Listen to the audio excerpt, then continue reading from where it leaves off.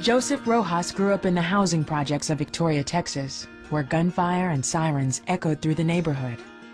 But for Joseph, the rough streets became a refuge from the nightmare of his home life. I remember being 3.5 years old and about 10 feet away from my father as he beat my mother bloody. And that was the memories I grew up with. When Joseph was still a small child, his father left the family. First of all, it made me feel like, what's wrong with me? What's wrong with me? My dad hasn't called me. And I wondered what was so bad about me that, I couldn't even keep a dad around. Joseph's mother worked long hours to provide for her 2 boys. Many times they were left alone to fend for themselves. I just was hurt so bad and felt so, so empty and so alone and like I was never going to be accepted that, I was looking for something to just take the pain away. And I found it by hanging out with a group of kids that got high. And so I went straight to cocaine, at the age of about 14 years old. Before I knew it, a line became 2 lines, 2 lines became 3 lines, and by the end of it all, the age of 21 years old, I had a $400 a day cocaine addiction. People always ask me, Joseph, how did you use $400 a day worth of cocaine if you didn't have a job and you didn't? And I sold drugs. I mean, I would sell drugs to, or rob and steal, whatever I had to do, but, I stole from my own mother to get high. A mother that did nothing but love me. A mother that would have given her life for mine. I was about 18 years old and my mother gave her life to Christ. She was looking for help so desperately for me that my mother ended up meeting a lady that took her to church. And I remember her coming home telling me that Jesus could change my life, that he can make me brand new. I didn't really believe in God. What kind of God lets you grow up without a father? What kind of God allows you to hate yourself the way you hate yourself? I'd say, Mom, I'm just a drug addict. And even if there is this God in heaven, what would he want with a worthless drug addict like me?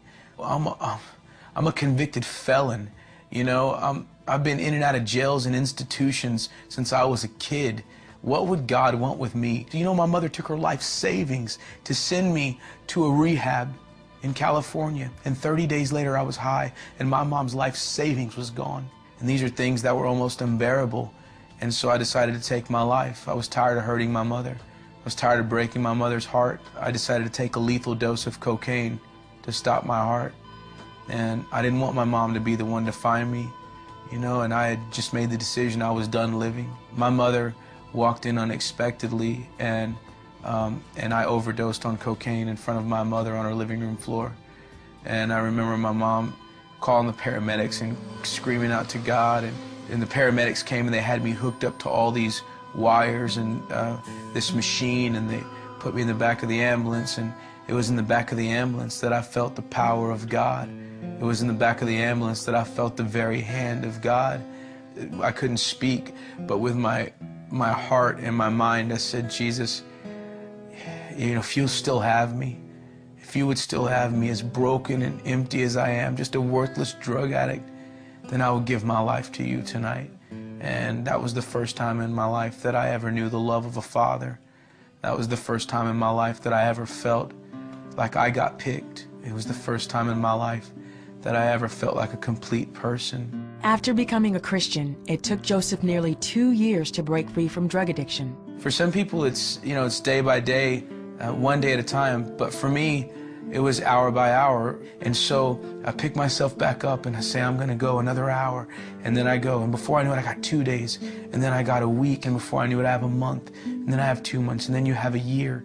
And then you have 2 years, and then the list goes on. And before you know it, it's 11 years later, and you have a beautiful wife and 3 kids and a beautiful home and 3 dogs, and life is awesome, and I see God every step of the way. Joseph also started a Christian rock band, now known as Seventh Day Slumber. Because of their strong emphasis on ministry, the band has helped countless teens through online counseling at teenhopeline.com. They have also seen thousands of people answer altar calls at concerts. Among those people, Joseph's own father. And I begin to pray for my dad every day.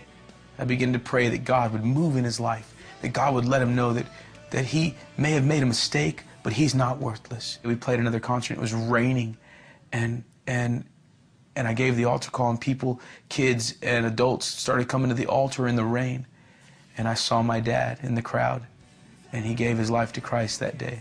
And I was able to lead my father to Jesus.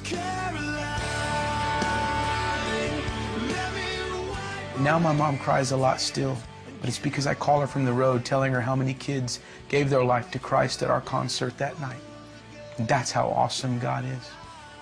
I'm here to tell you that God is a restorer, that God is a healer, that He changes lives, and that there's nothing that you've ever done that you can't come back from with the love of Christ.